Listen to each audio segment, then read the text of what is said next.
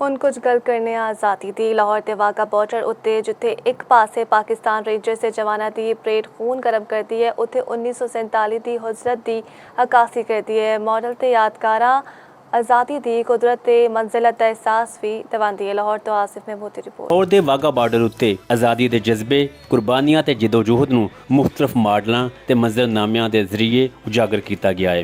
बाबे आज़ादी के सामने बनाए गए मॉडल 1987 की तारीखी हिजरत की याद दिवाते हैं। यह मंजर वो अज़म ते कुर्बानी की दास्तान बयान करते हैं जिहदे नतीजे विच एक आज़ाद वतन हासिल होया। सानू पता लगता कि साडे मुल्क आज़ाद होने वास्ते किन्नियां साडे लोगों ने कुर्बानियां दित्तियां, किन्ने वड्डे लोगों ने कुर्बानियां दित्तियां, तो सानू इह जज्बा लगदा।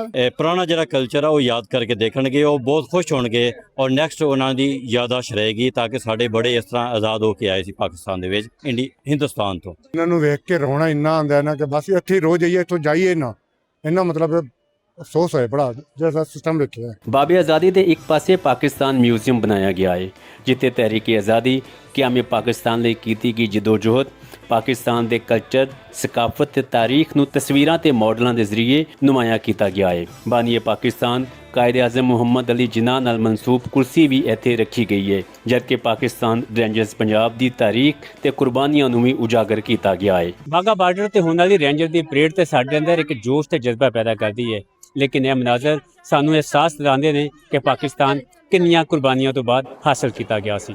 आसिफ महमूद, चौपाल,